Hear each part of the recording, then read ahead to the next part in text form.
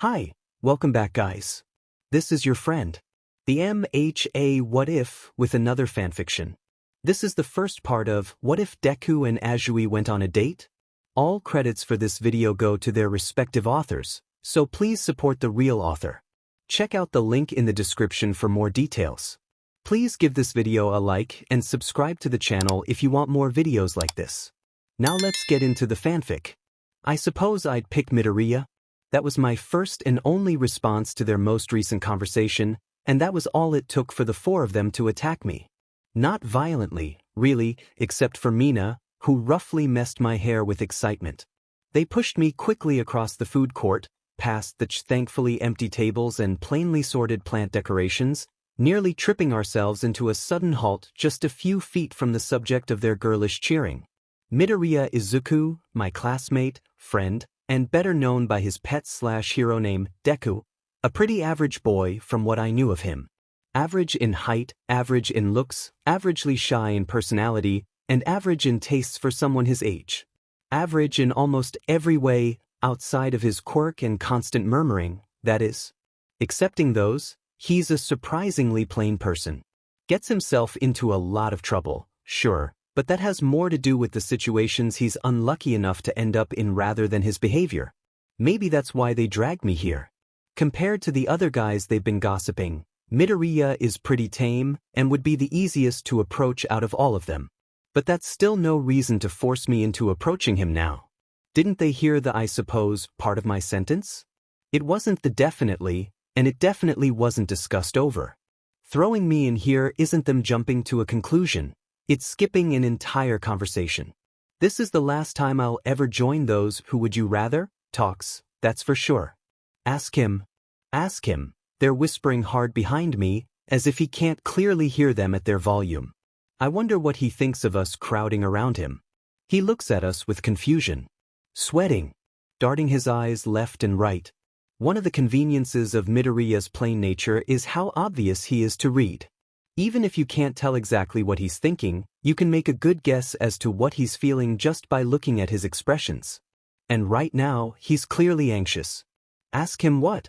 I ask the trio of giggling girls on my back. I know what they want me to say, but it's a ridiculous enough request that it warrants me playing dumb. You know, ask him out? Toru hisses at me. He's gonna say yes. So just do it. Mina pushed me. Come on. Jiro is saying with a grin, what's the worst that could happen? I could lose all my dignity and he would get a very wrong idea about us. I answered them. You guys, come on. This is silly. Momo, the voice of reason, finally speaks up on my behalf. She'll ask him out when she's good and ready. Momo, you were so close. Midoriya. My Netta, the little grape head, is stuttering while he's shaking. See, could this be? No way. Are you getting asked out? His face is planted onto the table now, slamming his fists and kicking his feet like a child. You betrayed me. No way. Midoriya's eyes are wide, and his face is beet red. I would have been embarrassed at his reaction if I hadn't already gotten used to it. From what I've seen, Midoriya is easily flustered, especially around girls. His age or older. Reading his behavior in any other way would lead into a shallow misunderstanding. All right, Asui? He asks as he looks at me with a pathetic attempt of a grin. It's so pathetic I almost end up giggling. Call me Tsuyu? I give him my usual response. The excitable trio behind me begins squealing. I ask everyone to call me that. I snap at them. Why? It's nothing like that. Midoriya exclaims while waving his hands in defense. You never asked me to call you that. My Netta looks at me blankly, expecting a response. Anyways, this was all a misunderstanding. I say to Midoriya, knowingly ignoring the stupidly stunned look on my Netta's face. Sorry for bothering you during your lunch. It's fine. It's fine. He says to me with a slight blush. That expression was always a little endearing for me, I'll admit. It's innocent and honest. I'm surprised so many of us 1A students are in this mall at the same time. Are you for just hanging out here or? Clothes shopping? Toru shouts loudly behind us. Is it ironic or fitting that she's always the most excited about buying clothes? What with her invisibility? Well, it is getting hotter nowadays. I'll need to get a change of clothes too. Mineta and I came out here to get some fresh air while we studied. Ida was supposed to meet with us, but he's running a little late. That's definitely ironic. I giggle. You're awfully diligent to be studying this far from our next test. Not that I think you're not diligent, Midoriya. I just thought you'd unwind a little more on our day off. What about me? Did you think I was a slacker? Mineta asks as if I insulted him. It's best that I keep ignoring him, since he always twists any conversation I have with him. I'll let you get back to your studying then, I say with a little bow of apology. The group of girls behind me are groaning and booing their disappointment with me. Except for Momo, who does a small bow beside me. Enjoy your shopping. Did you want to ask me something? And I was so close to getting away. She wants to ask you out. Toru opens her big, invisible mouth. You don't have a girlfriend, right? I stiffen. I really don't want to look. But at the same time I really do. Maybe I'm curious about what exaggerated face he'll give in response. Maybe I'm a little curious over what he thinks of the unexpected question. I'm not really sure. All I know is that I find myself turning around anyways, probably wide-eyed and red-faced. My reaction slackens lightly, seeing how much more wide-eyed and red-faced Midoriya is. He looks like a balloon-headed cartoon character. Should I be laughing at his expression? I should feel bad for him, but isn't that face just a bit too much? No, I should take this very seriously. This conversation has gotten way out of line. Toru, be quiet. I say bluntly, she's joking, Midoriya. I am not. You should be. I never agreed to asking him out. Well, maybe you didn't, but... Midoriya, we were having a talk about which guys we would want to ask out in our class, and Tsu here said she'd choose you. I said I suppose I'd choose him. I plant my face into my hand and squeeze at my cheeks hard. I know I'm blushing pretty hard. This is embarrassing. For him. For me. For everyone here. Why and how did my day lead into this? It's better that I make this as clear as I can, right here and now. Look, Todoroki looks like he wants to be left alone, Bakugo has issues he needs to work out, Ida is too strict with everything and everyone except for Mineta seems nice, but I don't know any of them well enough. I don't really hang out with them, and I'd never ask someone out before I do at least that. I pull my head out of my hands and look at Midoriya. He's still frazzled, and almost like he's about to faint, but he's still here, and he's still aware enough to lock eyes with me. Hopefully he's still listening. I said there was a chance I'd choose you, Midoriya, because you're a nice enough guy. I don't know too much about you, and you don't know too much about me, but at least we can at least say we're friends, right? And that's fine. I don't have a thing for you, just to be clear. No crush, or attraction, or even consideration. At most, I admire and respect you greatly as a friend. I suppose I only chose you as an answer to that rhetorical question because you're the safest choice of class 1A for me. That's all really. You're not the worst choice I could make at the moment. And I gave them my answer with that realistic outlook. Mineta puts his hand on Midoriya's shoulder and starts shaking his head. Ooh, I think you were just rejected, buddy. But what can you do? You're just really good friend material for people. Oh, Midoriya voiced, shortly before sighing. His face is no longer red, and his eyes aren't comically wide anymore. He seems relieved now, though a little sad. Who wouldn't be after hearing that come from someone of the opposite sex? Even if you don't have attraction towards them, you still hold their opinion of you higher than the average peer. Midoriya closes his eyes and gives another sigh, calming himself further. He looks at me and grins. I'm really glad you see me as a great friend. And that you regard me well enough to consider me safe for dating. I'm sure you meant that as a compliment. And I'm really honored by it. You're a really great friend to me too, see you. And, don't take this the wrong way, but I wouldn't mind it if you asked me out either. Don't you like Uraraka? I ask. His face is a deep red now, pretty much confirming the obvious. What? I dash. The girls behind me are oh-ohing and gasping in excitement, happy that another treat was tangled in front of them. Midoriya is shaking his head so quickly that it looks like it would unscrew itself. She's a good friend. If you keep calling girls good friends, That's all they'll end up being? Mineta attempts to lecture him with his words of wisdom. See, no girl is just a friend to me, so I dash. No girl would ever consider you a friend, Mineta. I respond, causing Mineta to look as if I stabbed him in the heart. I'm just teasing you, Midoriya. Don't worry about it. I'm glad that you wouldn't mind if I asked you out. That's a strong compliment for me. Hey. He gives me an honest smile. I find myself smiling back without thinking. His smile's contagious, when he's not trying too hard, that is. We find ourselves just standing and staring, continuing our satisfactory smilebacks for a few seconds longer than comfortable. How do you politely end an interaction like this? Do you just wave and leave? Excuse yourself out? It's difficult to know when there's a group of girls crushing your back under the weight of their stares. Well, what are they expecting to happen? Midoriya is the one to break our eye contact. Oh, Ida, you're here, he exclaims as he looks over my shoulder. I follow his eyes and find the unmistakably stiff figure of Ida Tenya heading towards us. Seeing him always makes me kind of nervous. Not because of his behavior, but because he's very tall, robotic, and loud. A lot of things about him just make me feel uncomfortable when he's near.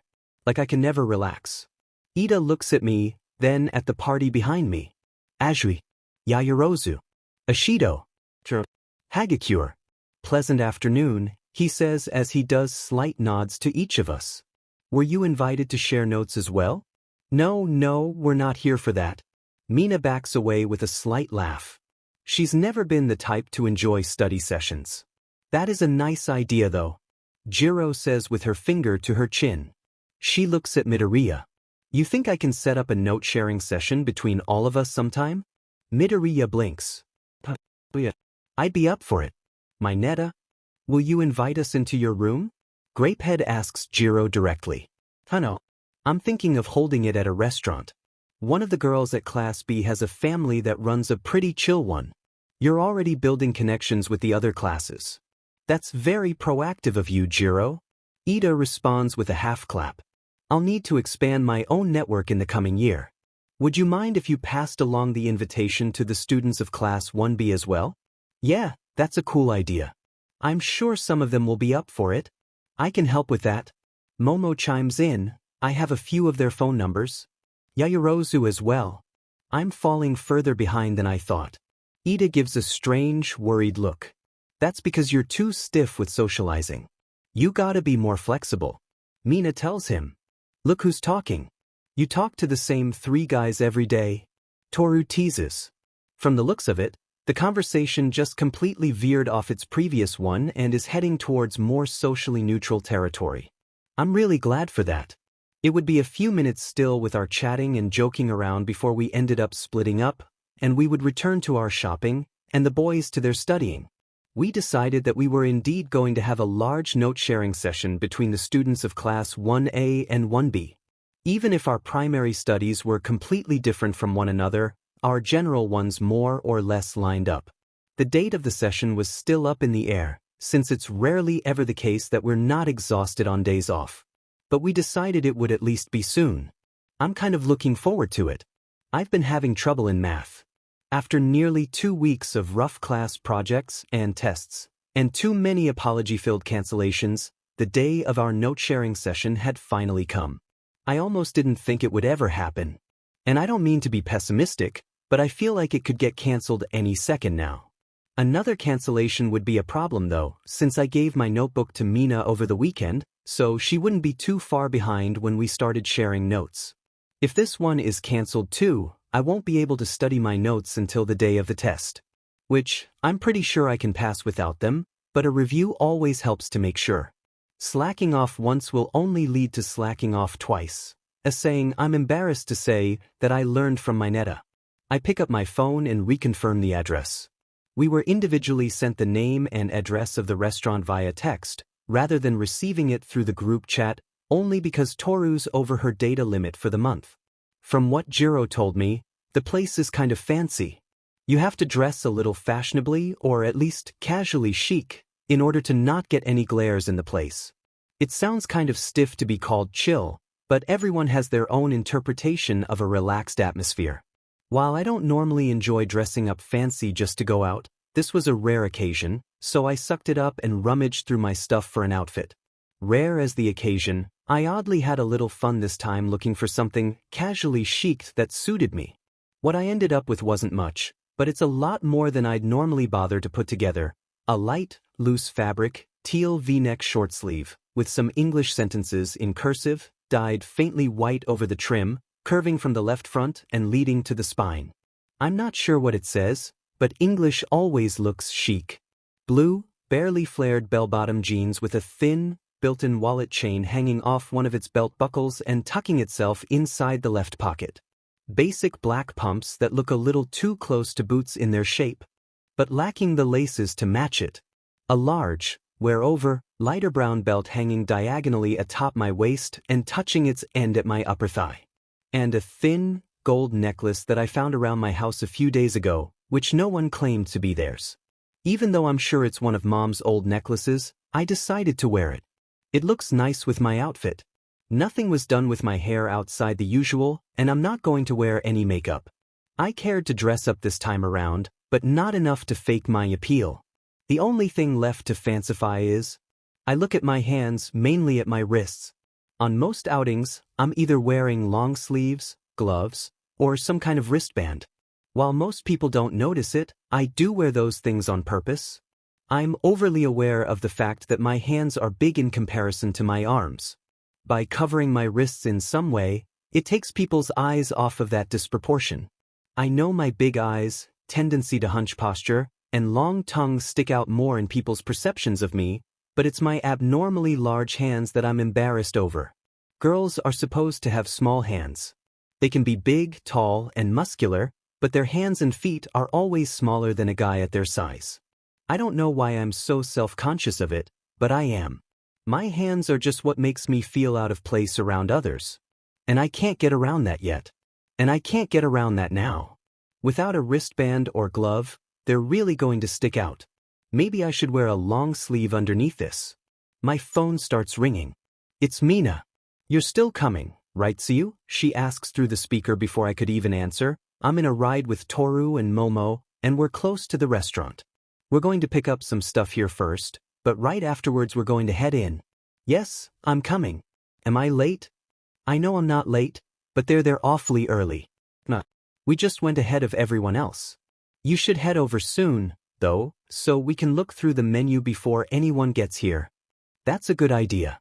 I wasn't planning on getting anything more than a drink when I arrived, but maybe this restaurant looks down on small purchases like that. Studying the menu before I have to be rushed would save me a lot of trouble. I'll head out now then. Should I call before I go in, or will I see you once I arrive? There's a pause in her response. It sounds like she's confirming with Momo. Just go in the restaurant.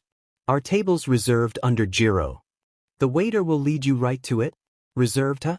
The place is fancier than I thought. Do I need to tell them how many is in our party? There could be more than one Jiro reserving. The place is practically empty on these days. Just tell them Jiro. No need to be so nervous about it. I'm not nervous. I'm just being careful. Oh, sorry, I have to go. Toru, wait up, she cut in before she cut off. My phone chimed and blacked out. I guess I'll settle with what they told me. I've never been to a restaurant that reserved seats for anyone outside of class trips to restaurants, so this will be new for me. But it shouldn't be too hard to do, right? I suppose I am a little nervous. The restaurant's name looks like the words on my shirt, as in English and in cursive. I can't read it. According to the text, it should be at this address, and it's pronounced something like getaway, with the last syllables making the English sound together. The word sounds familiar, but I think I've only heard it in those American action movies. Usually has to do something with cars. Maybe it's a car-themed restaurant. I walk in and can confirm that it has nothing to do with cars. This place looks fancy. Too fancy. French fancy. I'm not sure if I'll be able to afford anything more than tea here. If they even have tea here. I begin sweating. What if the menu is in English? And in cursive? I hope the waiters are Japanese. A look at the counter sweeps a lot of my nervous energy away. The waiter is obviously Japanese, and the lunch special is written in Japanese. It doesn't have the price written on it, But at least it's Japanese. But now another worry runs over me. How Western is this place? Do I have to tip? How do you tip? Maybe I should look it up on my phone before I go any further. As I'm stepping away from the entrance to check my phone, I notice a familiar face nearby, also looking at his phone. At the corner I was approaching, Midoriya Izuku is sweating ridiculously with a twitching smile. His attempt at looking casual is failing horribly. Though I feel bad, seeing him like this really puts me at ease. I'm nervous about this too, but nowhere near as nervous as he is. Midoriya. I call to him. Yes, He nearly squeals in forced English. After he realizes it's me, he gives a heavy sigh of relief. Asui. Call Mitsuyu? You think I would get tired of saying that now, but it's kind of a fun greeting between the two of us. Are you worried about if we need to tip? Icha? How did you know? I was worried about it too. But I look over at the waiter behind the counter. He's not looking at us, but his posture is showing that he's obviously uncomfortable with our crowding of the entrance. We should probably head to the table before we inconvenience anyone. You're right, he says with a shaky laugh. I think I got a hang of how to tip, at least. And I have an app that translates English text. But I'm not really good at conversing with English yet. I'm pretty sure they speak Japanese here, Midoriya. I say that confidently now, but I was worrying over it not too many minutes ago. I lead the way to the counter, trying to keep myself from slouching and greet the waiter. We have a table reserved under Jirot. I wanted to add that we're a party of 12, but maybe keeping it simple will make this easier. The waiter looks down at his notepad and scans through its names. Reservations written down rather than typed in. This place isn't just fancy, it's kind of uppity. His eyes lock to a line before looking up at us. Right this way. We follow him down a mixed row of booth-like tables for 6 and cafe-style tables for 2. Everything here is definitely Western-themed, what with the decorative, curling carvings embedded in the tables and chairs. It's not enough to tell me their price range, but I can at least be confident that this isn't going to be cheap. I hope I brought enough. Like Mina had told me before, this place is empty, which makes me think I definitely didn't bring enough. Places like this are only empty during this time of day because its usual customers are only willing to pay its prices for nice dinners. This is going to be a problem. Midoriya is muttering incoherent things beside me. If I listen closely enough, it sounds like he's voicing the very same worries that I was thinking. Except he's doing it in a creepy way that's making even our waiter uncomfortable. The waiter finally leads us to a small booth. Definitely too small for a party of 12, but there's no tables here large enough for a party that big. I'm guessing we're just going to be sharing booths and tables near enough to pass our notes around comfortably. The tables are spaced closer to each other than I'd expect from a rich place, but it's probably why we picked this place out. Looking the place over with a bit more relief in my chest, I'm confident that we can do some solid studying and fun socializing here. Midoriya and I sit in the same booth, rather than pick our own so as to not weird the waiter out. I'm sure he thinks we're a couple, since that's the easiest assumption to go with, but that thought will soon disappear once our other study mates flood in. Speaking of which, I wonder where everyone is. Midoriya voices my concern before I could look at my phone. Mina, Toru, and Momo will be here soon. They're checking out the stores around the plaza before they come in. At least, that's what they told me. Unlocking my phone, I notice that it's about a minute away from our scheduled study time. I haven't received any texts or calls since the one I got this morning. But none of this should be too worrying. This restaurant was kind of out of the way from our usual routes, so it's expected for people to be arriving later than usual. My eyes look up at Midoriya, who's also checking through his phone. The wait may be expected, but it will definitely be awkward for the both of us until they arrive. Midoriya and I talk in class, but usually with others around. I don't think we've ever been alone together. Not that I feel uneasy around him. Or maybe I do. I don't really know how to have a casual conversation with a boy. But his interests are simple enough that we could at least talk about things for a few minutes. Or we could just start talking about class. That's tame enough. Huh. Midoriya's face is showing obvious puzzlement. My Neta just sent me a text. Oh. He's asking us where we are. He's already sitting at the table. I turn and look around the booth. No one's in view. All the tables around us are empty. There are sounds of quiet talking and utensils tapping at plates, but that's coming from around the corner, on the other side of the restaurant that we can't see from here. Wait, does that mean we were led to the wrong table? Was there another gyro reserved here, and the waiter assumed we were the separate gyro because we didn't come in with a large group? I should have told the waiter our party size after all. I have no idea what's going on. Midoriya laughs nervously and leans his phone towards me. The words traitor keeps being sent to him as a message in his conversation with Mineta. Is his phone broken? Before I could respond, I get a text on my phone. Good luck. Winky face. Oh no. Excuse me. I say and pretend to walk towards the entrance counter. Halfway there, I look around the corner of the restaurant, towards the side that was blocked from our view. There, I see a larger party of people eating and socializing at a cluster of tables. They're sharing notes and showing things on their laptops. The only problem is, these are old men. Businessmen. No one from class 1A or 1B is in this restaurant. I return to the gyro booth, with my shoulders slumped in defeat. Midoriya looks even more confused than before. He's responding to texts. A lot of them from the looks of it. I place my arms on the table before planting my face into them. I keep getting encouraging texts from our classmates. I have no idea what's going on. He repeats the last line with a half laugh as he continues his texting spree. They set us up. I groan to him. Huh. I said they set us up. What do you mean?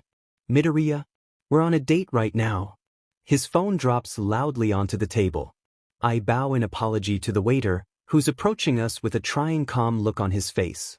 Your drinks and appetizer, the waiter says to us as he slides 2 glasses onto the table, one colorful and clear, and the other thickly dark with whipped cream on top. He then carefully places a plate of some kind of fried meat, surrounding a small bowl of a black-specked, white condiment. I look up at Midoriya. He meets my eyes and whispers, I didn't order this. The waiter clearly overheard him. These are from the orders you reserved online. Of course we didn't make them until you arrived, but rest assured that these are the ones you placed. If there are any concerns or changes you would like to make, please let me know. How much do they cost? Midoriya asks sheepishly. It's a really awkward question to ask, but a necessary one. You already paid for these when you made your order through the app. Not to worry, there are no hidden charges, and we don't expect tips from our customers. Though they are encouraged. With a bow, he excused himself from our table. I'll return with the main course. For now, please enjoy. See, can I have some chopsticks? Or a fork? Of course, sir. I'd like a fork as well. Very well. I'll return shortly. The waiter turns and walks away briskly, quick to fulfill his customers' orders. I guess these are supposed to be finger foods? Midoriya says as he pokes at the appetizer plate. I mean, I wouldn't mind using my hands, but I don't want to get our notes dirty. Oh, you brought your notes? He looks away with a slump of surrender. No. Ciro was holding on to them for me. Mina has mine. I tap at my chin. I don't think this is coincidence. Why? They thought this through. Now I'm wondering if all those previous meetings were cancelled just so they could buy themselves more time. I wonder. Ha.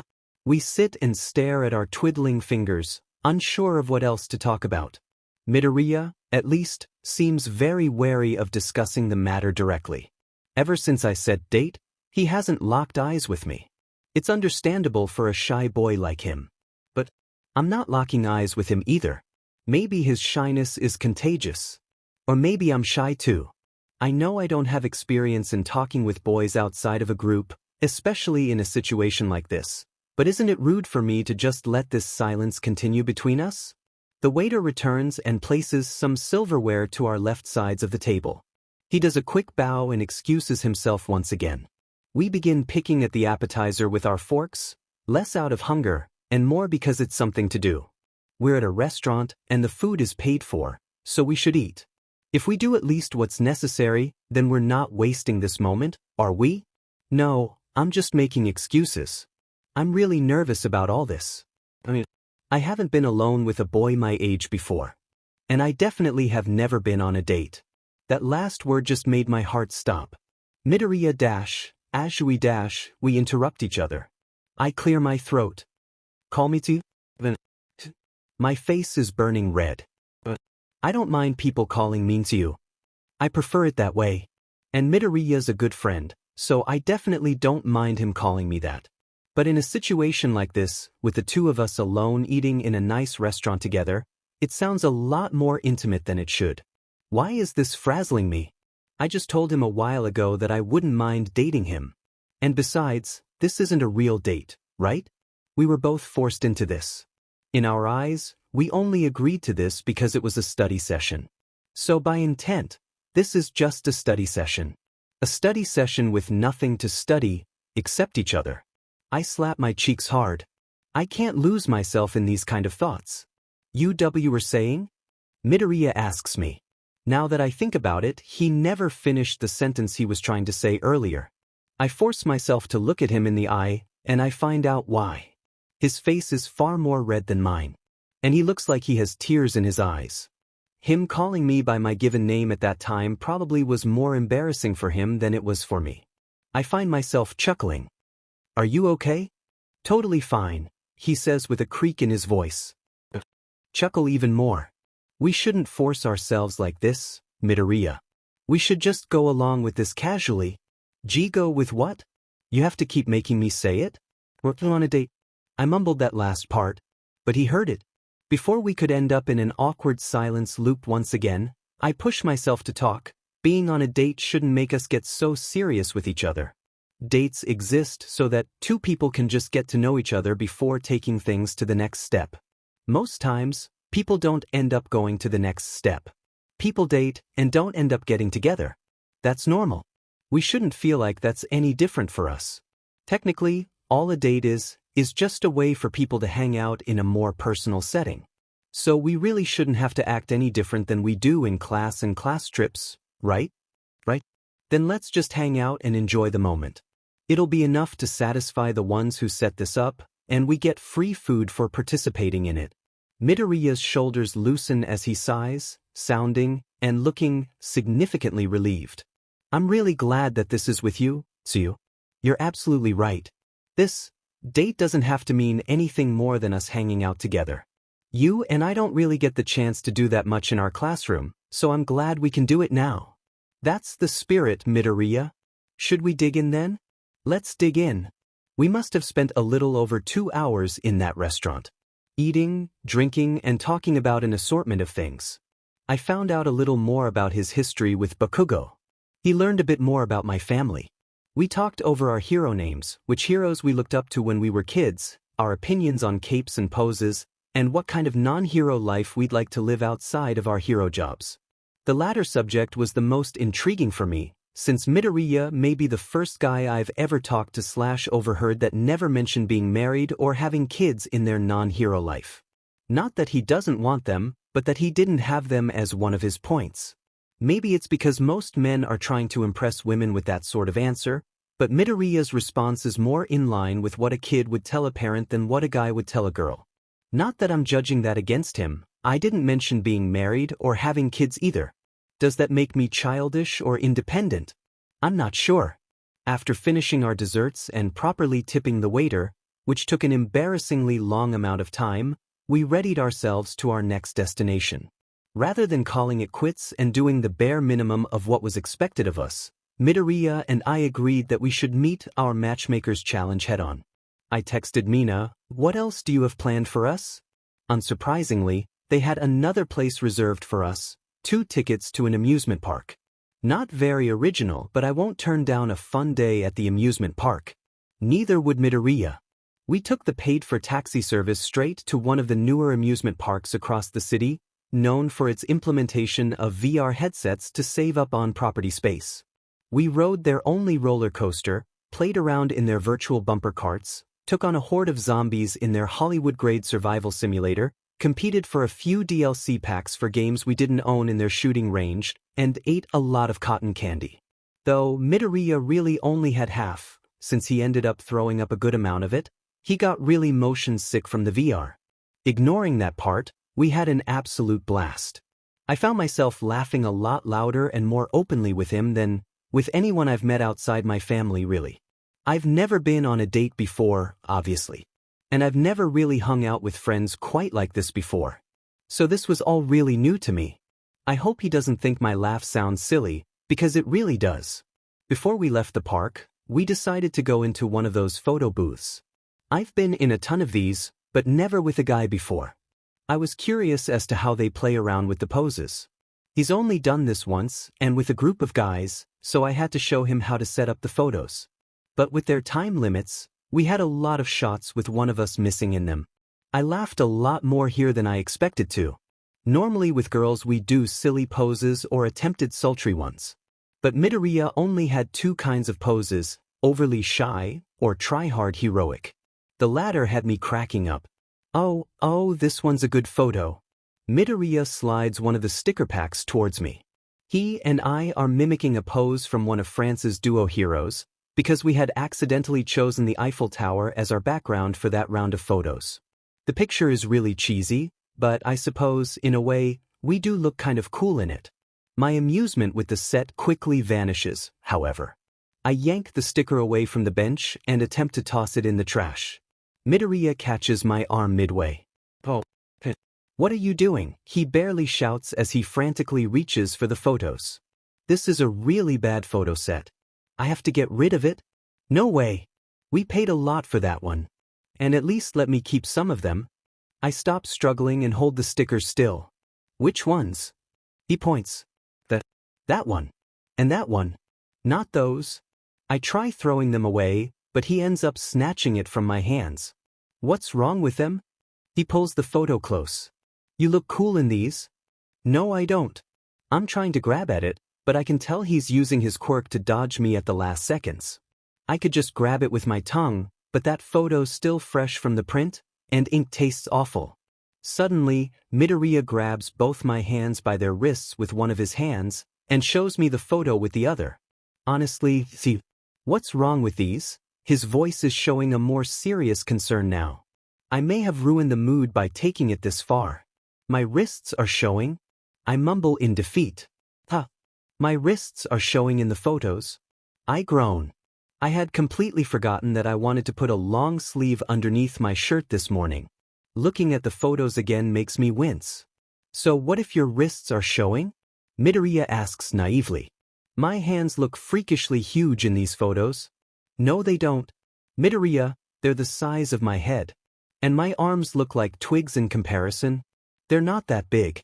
And your arms aren't that small.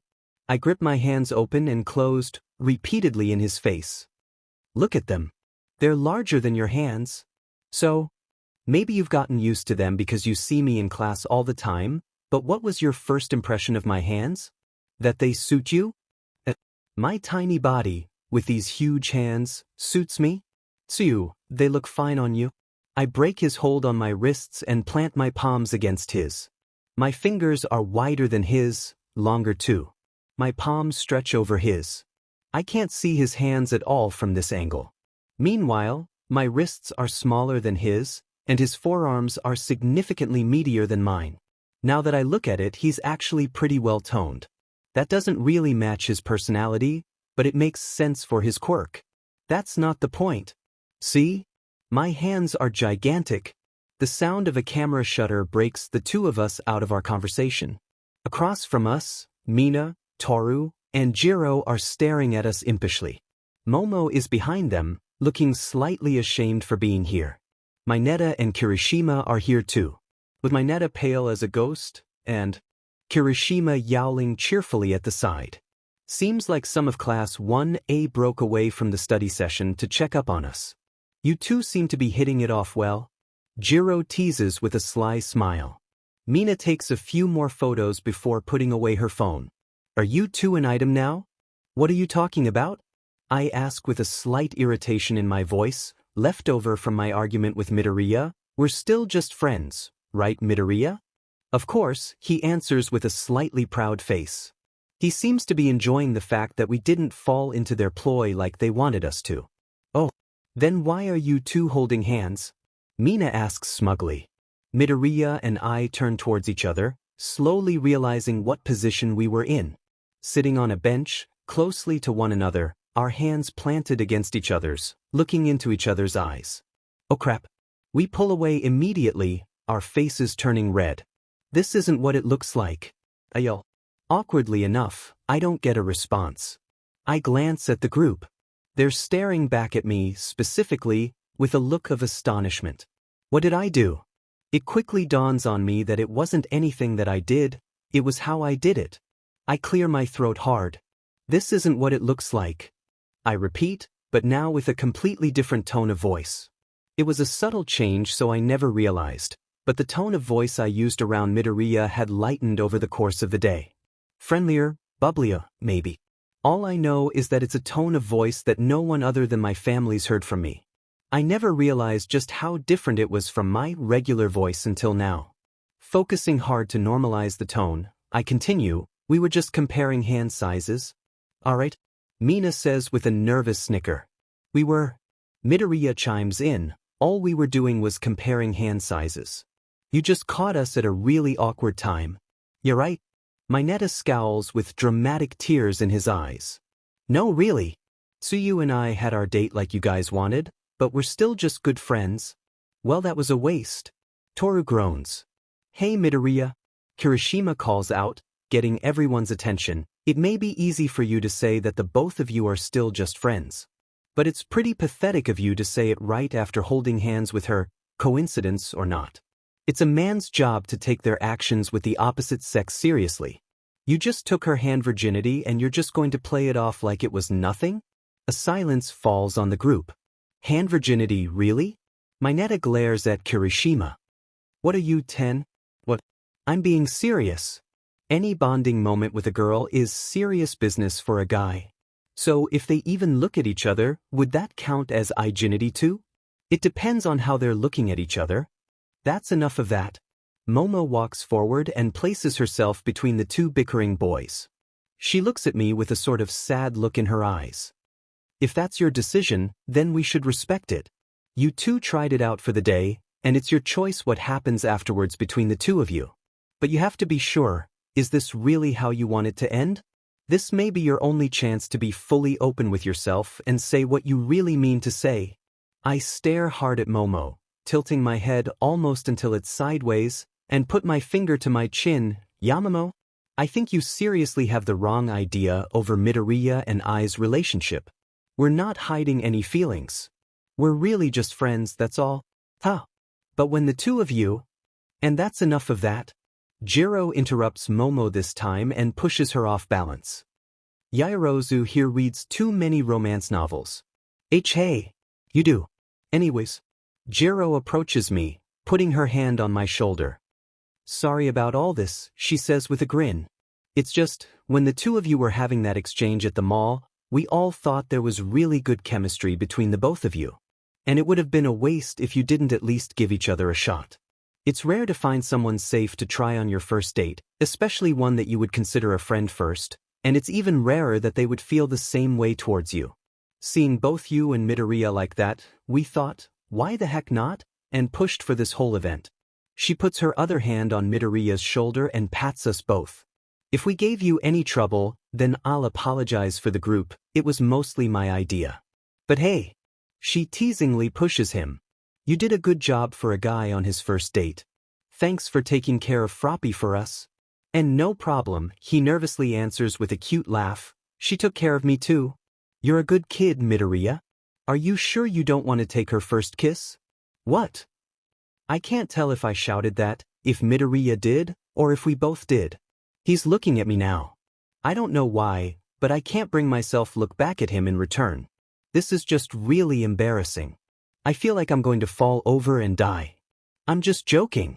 Just joking. Jiro laughs as she slaps our backs. I want to slap her away. You two are adorable.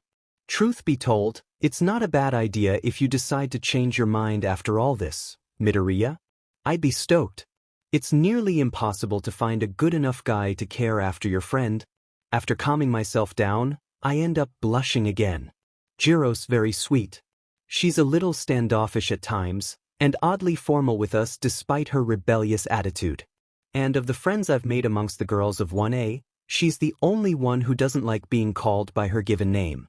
Because of these traits, I tended to think that she was only tolerating us hanging around her. But her words this time around removed any doubt over her real care for us as her friends. So do we have your approval? I ask. Oh no. Are you seriously asking me to give the okay to your relationship? Jiro's eyes brighten up. No, I mean, do you approve of Midoriya and I staying as friends even after this whole dating thing? So you don't try to pull another stunt like that? Oh, well yeah. I won't try to pull that stunt on you again, Froppy. You say what you mean and you mean what you say, that was made pretty evident here. But that doesn't mean I won't try to pull this on any of the other girls. That's fine. I just don't want another misunderstanding plaguing me in the future. Yeah, you're off the hook. Thanks, Jiro. I say as I hug her at the hip. Rejected once again is Zook. Mineta roars in victory. Over what? I'm not sure. At least he doesn't look like a ghost anymore. You really need to stop trying so hard with the ladies. You need to stop trying so hard too. I slap him across the face with my tongue. I can only tolerate so much from him. I stand myself up from the shared bench and relax my shoulders. All in all, it was a pretty fun day, Midoriya. Thanks for agreeing to go through with it. Midoriya stands up, scratching the back of his head shyly. Thank you for suggesting the option. I know I would have just buckled under the pressure and taken it too seriously. I mean, that's not to say I didn't date you seriously, or no, wait, I mean dash. I know what you're trying to say. Did you have fun? Yup, he exclaims with a stupidly big grin. Jiro nudges me lightly with her shoulder. She leans down and whispers, "You sure you don't want to keep him hooked? I thought I made my intentions clear." I'm just saying. You've got a big, stupid grin on your face. I do. I feel it my cheeks. They're raised up. And they kind of hurt. When did I start smiling like this? Do I always smile like this? From the way Jiro put it, this is the first time I've done this in front of her. Maybe Midoriya's smile really is contagious. I turn away from him, trying to calm my smile into a normal one. Thank you for the date. We should hang out like this more sometime. I tell him. Definitely. You don't mind if I text you more, do you? Not at all. Some oing came from the girls, sprinkled with a cheerful yow, provided by Kirishima. Can we give it a rest? I groan then yawn. This whole ordeal has me exhausted. Mina. Yeah. I need my notebook back. Oh shoot. I left it with Aoyama. I'm sorry. Just give it back first thing in the morning. Will do. I'll be heading home now, everyone. Thanks for the fun. See you all in class tomorrow. I give them a tired wave and nod to their responses before I turn and head towards the train station. For some reason, I was kind of hoping that Midoriya would offer to walk me there. The written tests nearly killed me the following class day. Mina had forgotten to get my notebook back from Aoyama before the tests were passed out, and I was a lot more tired from yesterday than I thought I would be. A lack of my review materials, plus brain drained, equals me mostly working off of common sense. And apparently the rules and regulations concerning hero conduct under corporate privacy doesn't follow common sense. Despite the fatigue and discouragement, I barely passed the test. Just barely. The other tests, I'm not sure on yet. Mr. Aizawa stepped out to look over the bonus material he had us do. Aoyama passed the main test with flying colors. I wonder if I should feel proud of my notes, or be disappointed that I couldn't remember anything that I had written down in them. Mina fell far below the passing mark. Some would say that it was karma biting her back for her forgetfulness, but I know it's just because she didn't study the notes I gave her. She's never been a fan of studying notes, even if she's the one who asked for it. Midoriya, even without being returned his notebook, passed the test with relative ease. Supposedly how hero companies work within international guidelines is very similar to how they work within most non-disclosure contracts in Japan. If you know how they handle things in one environment, then you'll have a solid guess as to how they'd handle the other. Or at least, that's what Midoriya blabbed on about in his text. He texted me just after Mr. Aizawa stepped out. He had texted me just before the test too. He and I have kind of been texting each other a lot more often than we thought we would. It started with my train ride home last night, when he had texted me, "Thanks for today," out of common courtesy. Somehow we ended up branching off from that, and continued the conversations we had made throughout that day. Before we knew it, we were texting past midnight. I even found myself texting him in the morning, shortly after waking up. I suppose I could blame our texting for my tiredness today. But heavy messaging sessions never wore me out before. When Mina and the others get excited about a topic, my phone never stops vibrating. Though that's with 4 other girls. And I think Midoriya can compete with their bulk messaging just by himself. Midoriya is awfully talkative in text. I suppose I should have expected as much with how often he mutters to himself. Back when he saw me as just another girl, he could never get more than a few sentences out just to ask me a question. But with our time together yesterday, that changed to him being unable to say anything less than a paragraph's worth. Possibly because he felt a lot less pressured by my gender at that point, seeing me more as a close friend than a potential interest. With the verbal etiquette we reserve for those unfamiliar and opposite-gendered removed, it was only natural for the two of us to increase in our social boldness. The boldness that bloomed from him, in particular, came in the form of words per minute. My phone's message screen was absolutely drowned by his thumb-typed words last night, just as it is right now. I'm pretty sure he can contend for a texting world record if he honestly tried. I don't mind the ranting. The things he says to me are interesting. Well, how he puts them is what I find interesting. With Midoriya, everything he ever explains or talks about are things he's overly passionate for. Even if it's a subject about making a sandwich, his amusing charisma will convince you that it's a topic of great, personal importance. This much interest in talking with someone else is foreign for me. The kind of conversations we have, the depth and layers I find in them, the eagerness I have to respond.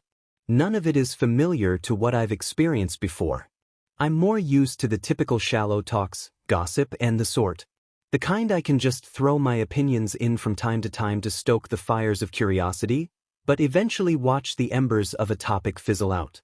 My friends and I talk about all sorts of things all the time, every day, but none of what we talk about ever really holds weight or permanence in comparison. The way Midoriya speaks with me, though, the way he gets me invested in his strange, conversational riddles, is just so different from all that. I think I'm genuinely enjoying it. It may just be because I'm inexperienced in socializing. Growing up, I didn't have many friends, for various reasons. With so few around, there just wasn't much of an opportunity for me to talk with earnest, or carry lengthy discussions like this. I mostly just sat and listened to others from the sidelines, never really involving myself, and never learning how. The way I talk to others now, straight and to the point as Ida describes it, comes from that kind of isolated inexperience. I wouldn't know how to bring back up an old or related topic, nor would I know how to catch someone's interest in chatting with me. So I would just say things like how they are at the present, simply and harshly. That way I wouldn't need any of the verbal skills gained from experience, like flair or subtlety, to share my thoughts with others correctly. It made me more prone to misunderstanding people's sarcasms, sure, but my way of speaking makes it clear to others that I prefer plain honesty over that kind of stuff. And Midoriya seems to agree with me in that sentiment. He says everything that's on his mind, everything weighing down on his chest, even if others might find it a chore to listen to his lengthy explanations. That's what has me so interested in our conversations and what he has to say, I think. The honesty between us. Maybe Midoriya's just as inexperienced as me. Maybe we're both a little naive about this.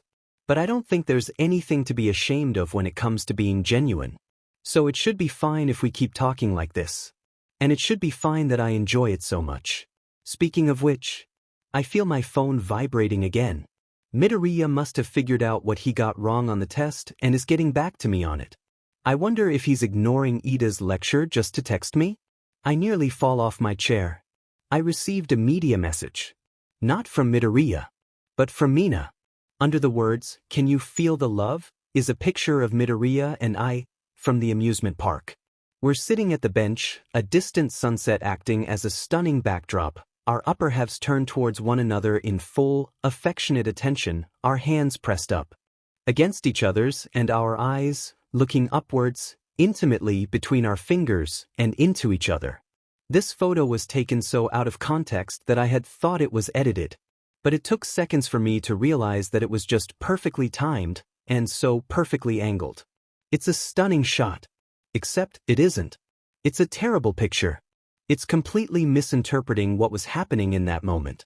Midoriya and I were comparing hand sizes as part of an argument to prove the point about my tiny wrists. Not whatever this is. When did it get so warm in here? My head feels hot. This photo is all wrong. We're not doing it. But it looks like it. Wow, it really does look like it. No, not wow. No way, more like, I should be offended. I am offended. I'm really offended. But why would I be offended?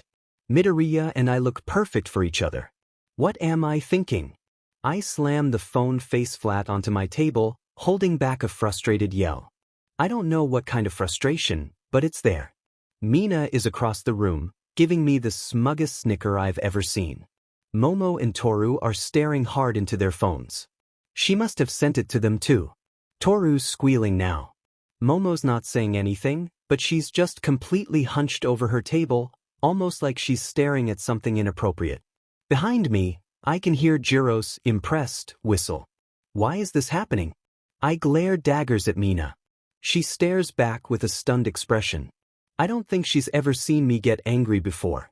Not that it mattered, as she goes right back to her smugly grin.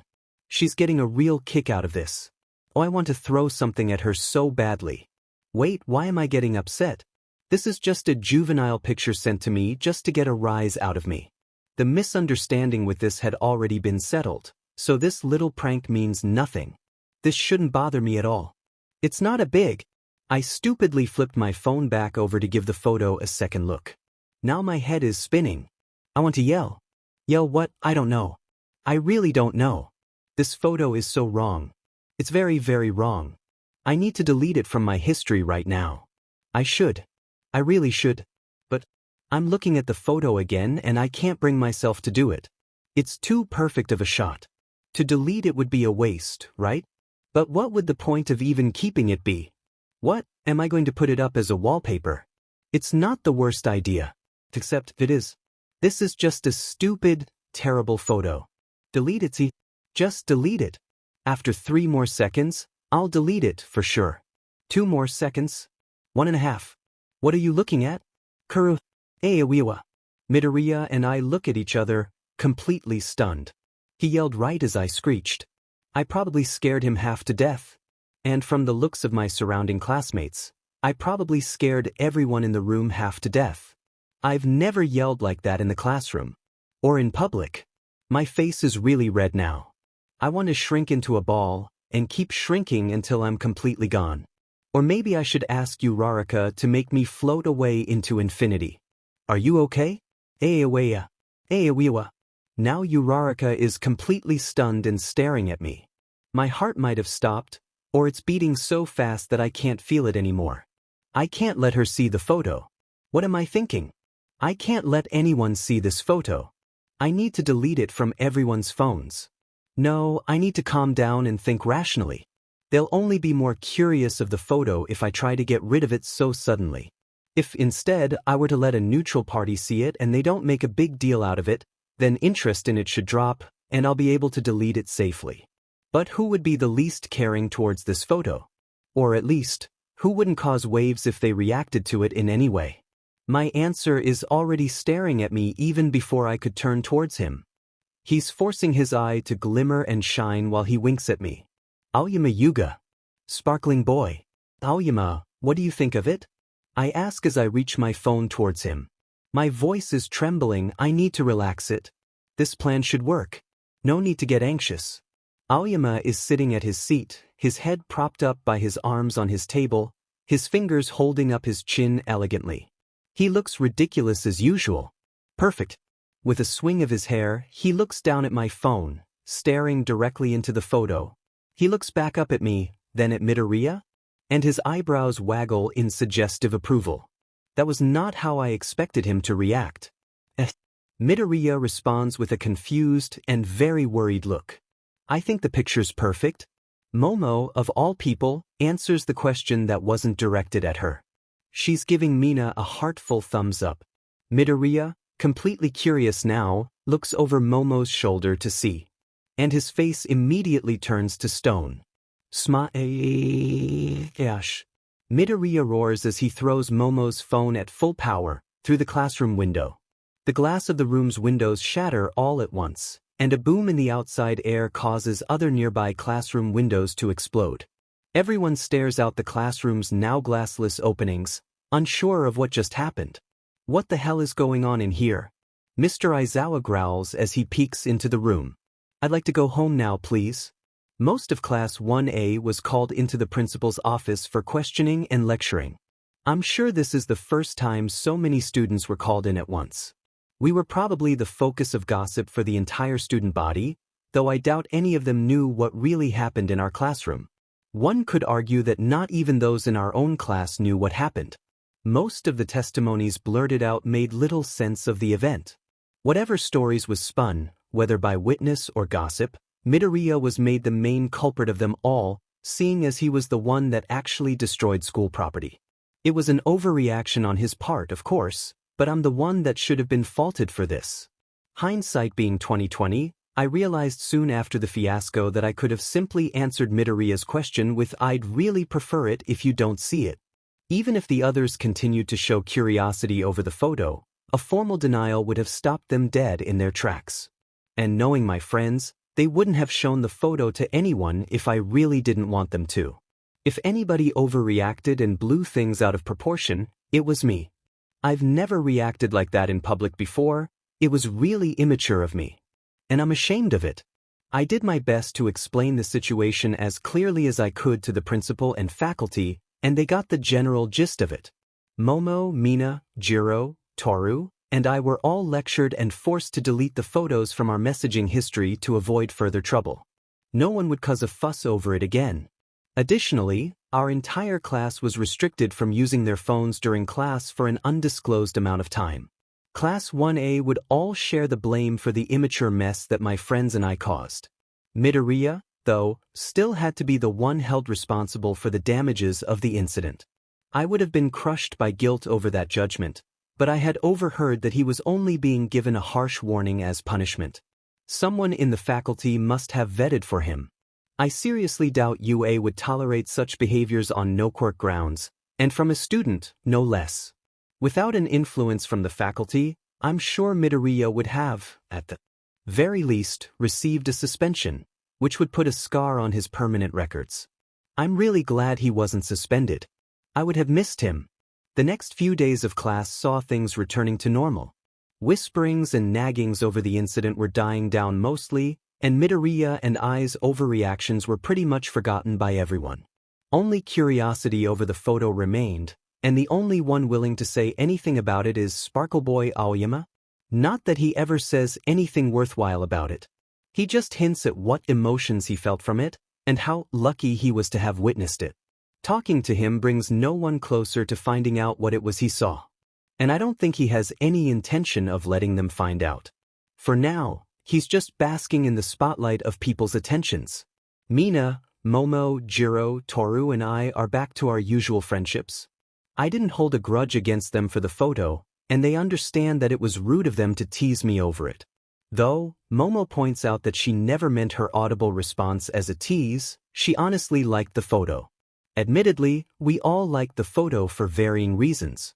Mina could land herself a side job as a shutterbug, if she wanted to. Midoriya and I have slowed down our friendship a little bit. The fiasco kind of shied us away from one another. Not out of shame or embarrassment, but in mutual agreement. The two of us really excite each other's personalities, in a way we're both not used to yet. If we keep steamrolling forward with our talks and hanging outs, we could cause another incident. So for now, we're just trying out smaller conversations and greetings. And we'll gradually grow it from there. The ban on phones is taking its toll on all of us, though. While we had never fully depended our lives and hobbies on our phones, save for a few incidents, having it removed from our casual campus use is causing a bad itch in each of us. I never knew how much I liked looking at the messages pop up on my phone during my breaks until now. Ida is suffering from lack of news updates from associations he follows. Bakugo is in a fuss, like usual, but this time over him missing some tournament being streamed this week. Aoyama is nerve-wracked that he can't keep up his daily selfies during lunchtime. Momo has been taking far more trips to the library now, even skipping out on lunch, since she lost the convenience of using wikis and watching howtos. And Mina and Toru have resorted to throwing notes at each other in the middle of class, which has gotten them in trouble 4 times in the last 3 days. Achiko doesn't seem fazed. And neither is Midoriya. Achiko seems to do well with sticking to the typically scheduled social venues, like lunchtime and homeroom. And Midoriya seems perfectly content with writing manically in his notes. Which notebook is that, I wonder? I realize I'm kind of leaning forward on my desk in an awkward position. It's a little embarrassing to admit, but I'm trying to nonchalantly get a view of what Midoriya's writing. Within just the 2 days of us texting each other, I had gotten so used to him explaining most of the stuff he wrote down in his notebooks that I find myself anxious not knowing. Really, I had gotten used to him explaining almost everything he did or thought about throughout his day. Nowadays, I often find myself looking around his shoulder just to get a glimpse of his day and how he is. Getting that sneak peek into his brain via texts made me wonder more about him, trying to see what excites his overactive mind, and what sort of conversation makes his expressions change. There's a lot more depth to Midoriya Izuku than most would expect. And I'm interested in finding out more. If one didn't know better, a person would think I have a crush on him. Rather than that, I'm honestly just fascinated by his way of living. It's so different from mine, so much livelier despite its shyness, that I feel like I'm missing something important by not paying attention to it. Like a faint thunderstorm in the distance, I might miss the lightning if I turn away for just a second. That was pretty poetic of me. Maybe watching Midoriya living out his life to its fullest inspires me in my own life, or at least changes my way of thinking. I've never had a peer affect me in this way before. It's odd. Do I actually think Deku's cool? I must look like some kind of stalker, staring at him like this for so long. Maybe I should just play around with my notebooks like everyone else. Lunch ends and I'm antsy to head home. I'm tired. I'm not sure why, but ever since that day at the restaurant and park, I've been feeling a lot more tired between classes and activities. I can't blame the phone texts anymore, since I've been using it less and less due to the ban. And I haven't been staying up as late since Midoriya and I agreed to dial things back between us. Yet I'm so lethargic now. Maybe I'll visit Recovery Girl before I head home. I sit back at my desk and pull out my notebook. We have a free study period today, and I've already studied. Since I have nothing else to do, I might as well get back to messing around. Sorry to bother you, Asui. Call me Tsuyu, Uraraka. I look up to find Achiko smiling at me. I'm never sure whether to call her Uraraka or by her given name. She considers me a close enough friend to call her Achiko, but Uraraka is a little more fun to say. Did you need something? I was wondering if I could borrow your notes from last week. Which ones? The ones over environmental hazards and evacuation. I normally ask Ida for his, but he insisted that you write better notes on natural disaster topics. I guess I do. Ida must have borrowed my notes from Aoyama. I say as I reach into my bag. Achiko blinks and tilts her head. You draw? Only when I'm bored. I'm not that good at it, but I freeze. My eyes sink down and stare at my notebook. I had been sketching in it on and off during my breaks. And the most recent doodle I've been working on was of me and Midoriya doing that weird duo pose that we did in the photo booth. I thought it was such a weird pose, so I wanted to try drawing it. Achiko's face hasn't changed from her tilted smile. Maybe she doesn't mind it? The corner of her lips just twitched. She minds it. She has a crush on Midoriya, of course she minds it. If you find a girl drawing a picture of the guy you like, it's a little worrying. But if they're drawing themselves with the guy you like, that has to be grudge-worthy. It was a pose Midoriya and I did at the photo booth. I tell her plainly. You two went to a photo booth? She asks with a kind tone. She's a lot better at hiding her feelings than Midoriya, that's for sure. When the two of us went to that amusement park. You know, for the date. I remind her. You two went on a date? It feels like the room just froze. Has no one told Uraraka about what happened that day? Didn't she go to the note-sharing session with the others? I thought everyone invited knew about it. I turn quickly to Mina. It looks like she overheard. But she's covering her lips and shaking her head in response to my anxious stare. I look over to Toru. She's trying to signal me something, but I can't tell what it is. Momo hasn't noticed at all. And I can't turn around to Jiro to see what her reaction is. Oh crap. No one told her about the date. My throat swallows hard. We were set up. We had no idea we were on a date until we got a text from Mina and the rest. They set up the date. Was just a ridiculous situation put on us, kind of like a prank. Except, not really. I'm nervous. I'm way too nervous about this. I feel like I'm copying Midoriya when he's panicking. I try to get a hold of myself. Nothing happened on the date. Nothing intimate or strange like that. We just went through with the date as friends, and left it at that. Was that what was on your and Yayarose's phone? A picture from that date? Crap. She put 2 and 2 together. How am I supposed to clear this misunderstanding? Midoriya, I'm going to need your help with this one. Yeah, it was a picture of them holding hands and making ooey-gooey eyes at each other, in front of a beautiful sunset. A chill runs down my spine. Mineta is leaning on my desk with a stupid look on his face. I can just smack him and say he's exaggerating. Oh yeah, I remember that. So that's what that photo was about. Kirishima. You dash. Huh. Deku's got a date? Bakugo turns from his chair, growling. He scowls at me. Don't encourage the nerd, frog face. It wasn't a real date. We never agreed to get together. I'm shouting over the sudden boom of chaos. Everyone's gossiping and yelling cheers. Their eyes are all on me and Midoriya. Midoriya is trying to explain himself, very stiffly, and far too meekly to make anyone listen. Momo's getting swarmed, being asked about the validity of Mineta's description of the photo. Mineta is proudly twisting the details of the events of that day, in his favor. Aoyama appeared by his side, adding to his details of the scene photo. Achiko is just standing there, sweat dripping from her forehead, brows twitching in a furrow. Everything's spiraling out of control again. Quiet! I yell at the top of my lungs. Everyone obeys immediately. While I'm still the center of their attention, I stand up and walk over to Midoriya. Midoriya and I are not dating. I say clearly, tugging at his shoulder. He stands beside me and nods frantically to my statement.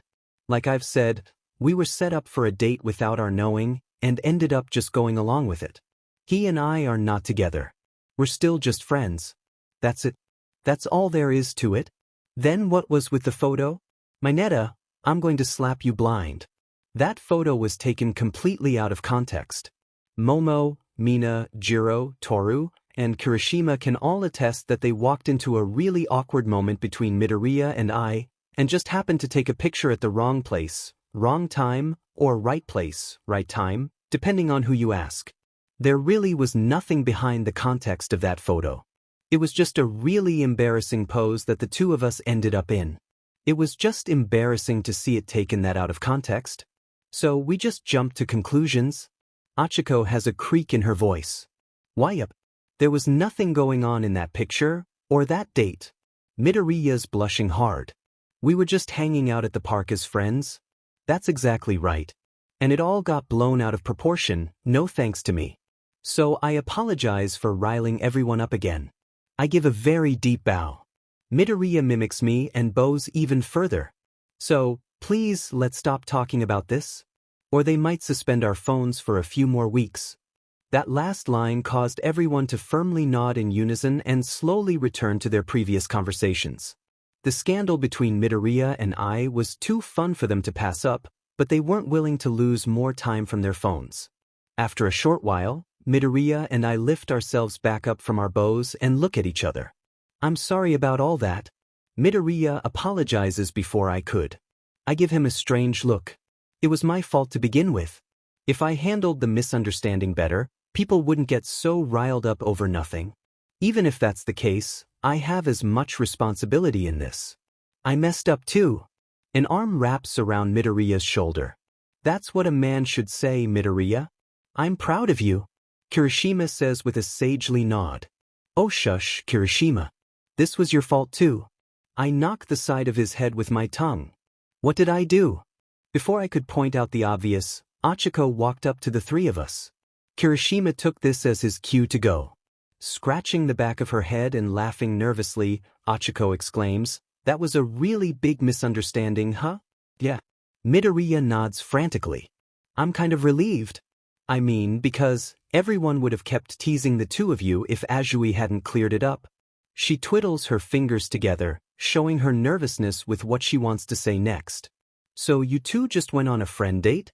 Yeah, just a friend date. We went to a restaurant and an amusement park. It was fun, but that's all it was.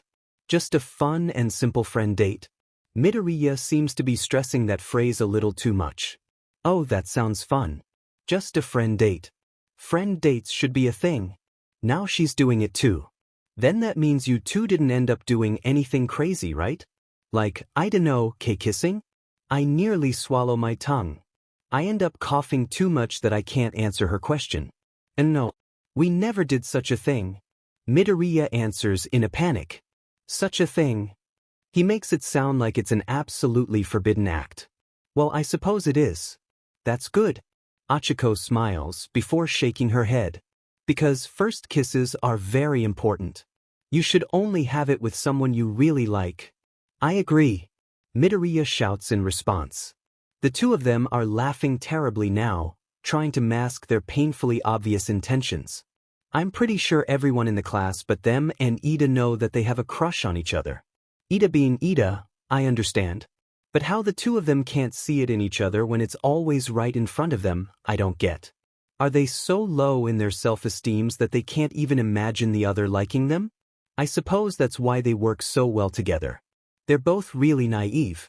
Time passes and the time to head home arrives. I'm beyond thankful, since I feel like I'm going to faint while standing. Tired. So tired. I'm going to sleep the instant I step into my room. Or at least I should. The train heading home was delayed, but I made it here eventually and safely. But now it's already dark out. I just want to sleep. This lethargy is killing me. I click my phone on to see if I got any texts while walking from the station. There's some from Mina and Toru, gossiping over a hot guy they just noticed in one of the other classrooms. Vaguely looking through the rest of the windows, it looks like no one else sent me a message. That's to be expected these days, though I wish he'd at least send me one. Maybe I can be the one to start after-school conversations. My thumb scrolls through my contacts, but accidentally swipes the window closed. Maybe that's a sign that I should just go to sleep. I flop down onto my bed and kick off my socks, letting my phone bounce beside me as I slip off my jacket and skirt.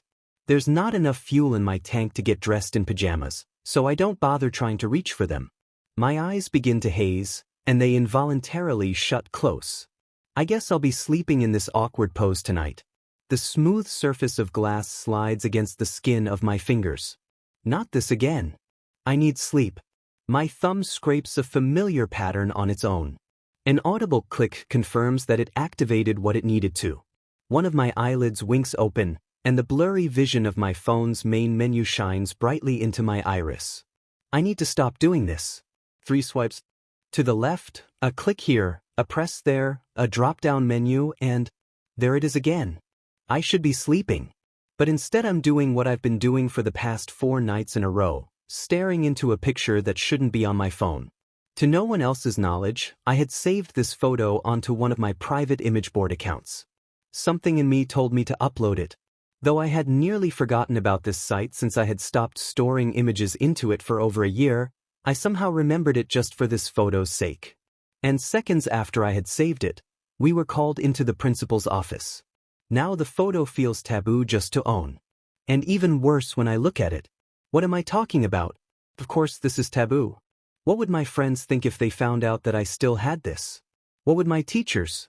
What would Midoriya? I bring the phone closer to my vision and hide myself beneath a blanket. It's something I really shouldn't have, and yet I treasure it. It's something I really shouldn't look at, yet I can't look away. My eyes adjust to the dark brightened screen and I see Midoriya and I staring into each other's eyes. Our hands are placed against one another. The beautiful backdrop of the setting sun marks the time of this memory. Gazing closely, you can see a tired wrinkle in one of my eyes, from when I laughed so hard that I ended up crying. It was at one of his really lame jokes. They weren't funny, but the fact that he kept saying them so confidently was just too much for me. The top 2 buttons of his button-up black, sleeved shirt are unhooked, The first was from when I dared him to eat a spicy pepper off of one of my plates, the second from when he felt sick from one of the VR attractions. Gaze closer, and you can see that there's a small, almost impossible to tell, discoloration on the right leg of his dress pants, an ice cream stain from when we had that ice cream eating contest. Neither of us won that contest, and neither of us could move for a half hour. On the ground beside my feet, there's a crushed-up, white can. It was the soda he drank right after our last try in that zombie game. He had tried to crumple it up and throw it into the bin, but he missed so many times. I bet him that I could throw it in there on my first try. I actually threw it behind the bin by accident, but from his angle, he saw it go in. He was cheering so hard for me that I couldn't bring myself to say that I missed too. And the crumpled thing followed us, blown by the wind, all the way up to that bench, as if to haunt me for lying. There's a lot more details I could probably point out in this image. I've seen it more times than I care to mention. I've gazed and stared and studied it for so long that I should be ashamed of myself. And I am ashamed of myself. I have an unhealthy addiction to this picture, there's no denying that. And whenever I try to deny it, I end up staring into it once again. I feel as if I can't help myself, or maybe I can, but it feels as if I wouldn't ever want help from this problem. Is there anything to help? Is this really a problem? After all, I don't find anything wrong with this picture. Midoriya and I look amazing as a pair. And not just on the stunning-to-see surface, but also with the concept behind it, the shared story between the individual subjects of this scene. Midoriya Izuku and Asui Tiu, classmates of a prestigious school, who had never given each other much notice. The few times they were paired together, they worked well together. And as time went on, and they grew closer through a series of dramatic circumstances, they started to notice each other, in times they're together, and in the moments they're apart. They noticed the way they spoke to one another, how different it was, how familiar it was. They recognized how each of them built the other up, complementing in what they excelled in, supporting in what they lacked. They noticed how, during their date and afterwards, they repeatedly shattered each other's facades, finding the true persons beneath the everyday speeches and smiles. Every event, every item, every word between them led towards a single, obvious conclusion that neither of them had ever realized. The two were perfect for each other. If they had only noticed this sooner, then maybe... No, they knew it now. On this bench, in front of each other. This moment, this opportunity, was their chance to take hold of something they had been missing in their lives. With their hands pressed together, and their eyes falling deep into each other's gazes, they could admit to themselves, to each other, that I'm pathetic. Even though I've done this several times already, I still can't believe how low I go, and how much lower I go with every turn at this activity. I make up silly stories that lead up to this scene, and imagine ridiculous scenarios of what would happen soon afterwards. It's what middle schoolers do with their favorite shows and comics, except I'm getting too old for this fantasizing, and the people in this photo are very real, not belonging to some inconsequential fictions. I'm one of these people, for crying out loud. And the other one is a great friend of mine. I'm worse than pathetic, for throwing someone else into my childish imaginations behind their back. I'm perverse, for preferring this fantasy every night rather than accepting the reality in front of me every day. Except, this isn't entirely fantasy, is it? Even though this photo is taken completely out of context, that imagined context actually does exist. Midoriya and I have worked very well together when we were paired for assignments. He and I have started to notice each other more since our date. He and I do complement and support each other. The only thing false in this photograph, and in my imaginations, is the true relationship between us. Midoriya and I are just friends. And we're perfectly fine with that. At least I am. Maybe, somewhere deep, deep down, me wanting something more between us is really how I feel. But I don't show it outwardly, nor do I feel it well up inside me. And when I see him in person, I don't express or think this at all. My heart doesn't skip a beat when I'm next to him. My heart doesn't wrench when Achiko makes him blush. My heart doesn't feel empty knowing that we're nothing more than friends. It's content. I'm content. But the possibility is still there, no matter how I feel towards it. It slaps me hard in the face whenever I look at this image. Taboo, scandalous, forbidden, fictional, delusional, whatever you claim the idea to be, it is a very real possibility. It's tangible, obtainable, and open. All I have to do is reach out for it. Midoriya is single. I have a chance. But why should I take it if I don't care to hold it?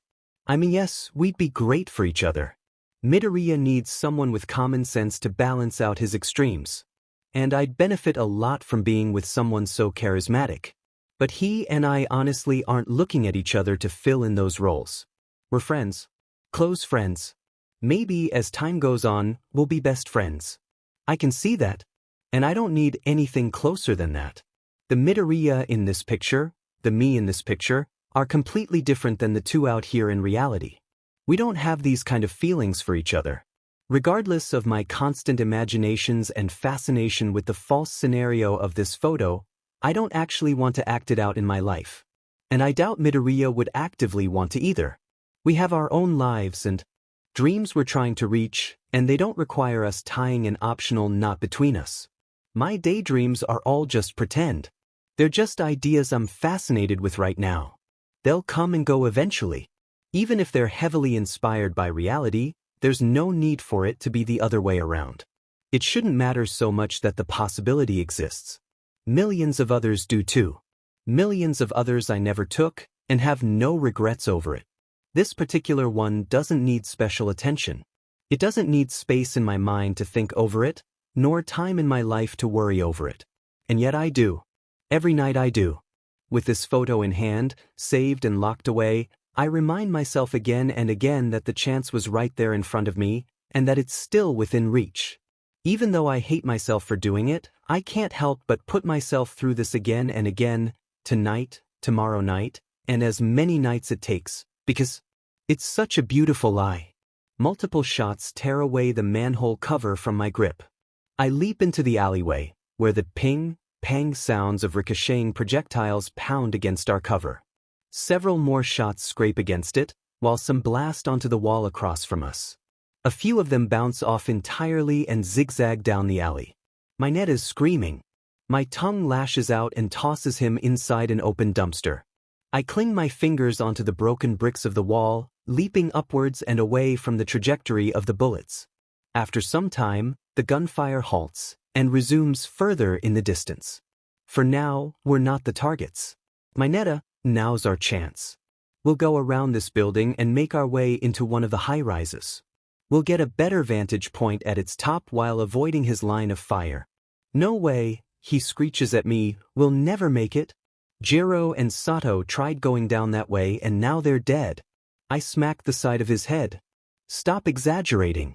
This is just a training exercise. He has a machine gun. It's shooting rubber bullets. It won't kill you. What if it goes through my eye and brain? Why do you think we're wearing safety goggles? It'll still hurt like hell. That's the point, don't you think? This is to make sure we do our best to avoid getting hit. I lift him out of the dumpster and pat away the banana peels stuck to his clothes. Wait, were these dumpsters used? I thought this place was filled with just empty props. Jaya. Mineta's screams bring me back to the situation at hand. A bullet flew into the alley and knocked a great ball out of his hair. He's going to kill you. I cover his mouth. Stop yelling. We need to get around without him noticing. The little grapehead pulls my hand off of him. That's not happening. I'm not going to get my jewels shot off from such a stupid plan. Do you have a better plan? Yeah. He climbs back into the dumpster. Hide in here until he runs out of bullets. We're on a timer, Mineta. Then let someone else complete the exercise. Only one pair needs to escort the hostage out successfully, right? We're not the only team left, you know. Why do you always have to be a coward? Because I'm smart enough to know when to call it quits. If every unqualified hero went out there, sacrificing themselves willy-nilly, when someone better for the job could have done it themselves, then we'd be all out of heroes and the villains win. That's a rational thought. Yeah, it is. So get in the dumpster with me. I grab one side of the large, metal bin and begin pushing. What are you doing? Mineta asks as he peeks at me from the bin's opening. Putting your words into practice? His head pops out of the dumpster's top and looks around. He quickly dives back in. Why are you pushing us towards him? Because this is the job we're better suited for. I say as I plant my feet on the dumpster's side and grip my hands to the floor. Mineta, you may want to coat the inside with your hair. This is going to get rough. Why are you doing this to me? Mineta wails loudly. That thumping sounds inside the bin at least shows that he's following my suggestion. Time to be the distraction. With one hard kick of my legs, I launch the dumpster down the road, watching its contents spill from the top. It rumbles violently across the broken asphalt, screeching and clunking loudly with every bump it hits. Some of the screeching is coming from its sole passenger. In seconds, the dumpster is lit up with ricocheting gunfire. He took the bait. Mr. Aizawa leaps around a far corner of the street, launching bands of his scarf to intercept the dumpster. Whether or not he knows that the person inside is just a distraction, he has to immobilize them at all costs. If the dumpster actually makes it to the end of the street, and its passenger makes it out in one piece, then they'll be right where the hostage is. As his role as the villain in this exercise, Mr. Aizawa can't risk that. Tearing away the tops of the dumpster, he slowly points his weapon into the opening and gestures for the person inside to come out. Mineta crawls out, shaking. If Mineta is shot at least once, or surrenders, then he's out. And if he's out, I'm out. Students can only succeed in this test as a paired team. If one fails, both fail. The mission objective requires both teammates present for its completion. In other words, I just gave up my chances of passing this test. But I knew this would happen. I sacrificed my win so that he could have a clear shot. Smaz! The air surrounding the dumpster bursts into a sonic boom. Chunks of asphalt and other debris fly out in every direction, leaving behind only large clouds of dust. High above the ground, floating at the peak heights of the high-rises, Midoriya Izuku could be seen, holding out his arm and looking pretty cool. I had a feeling he would be waiting up there.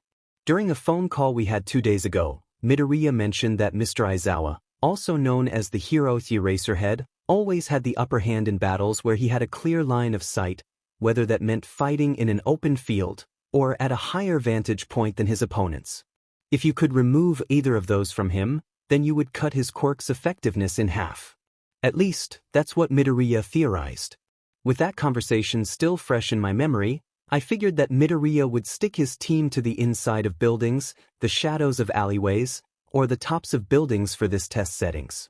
I ruled out the first option since Midoriya said his quirk becomes a hazard for others indoors. The alleyways were next on the list, and it was where I spent a majority of my time searching for him. However, Tokoyami and Ida were the only other people I found in the alleys, and they politely declined joining our group. This left the tops of buildings as my last guess for where Midoriya's team would be hiding. And if I couldn't make it to him from where I was, then I could at least make his target easier to hit from up there. He, Bakugo, and Todoroki are the strongest aggressive fighters in our class. If anyone could take on Eraserhead in this time-limited scenario, it had to be one of them. So our best bet at passing this test was to act as one of their supports. These days, I'm a little biased in which of them I'd lend my help to. So you jerk. Let me grab your boobs. Mineta ruins the auspicious moment with his childish wailing. He came out of the smoke clouds, running towards me and crying. Glad to see you're safe. No thanks to you. Did you get shot? Sniffles. No. Did you surrender? I didn't get a chance to. Midoriya blew me up before I could say anything. That's good news then. He tries to grab my chest when I look away from him.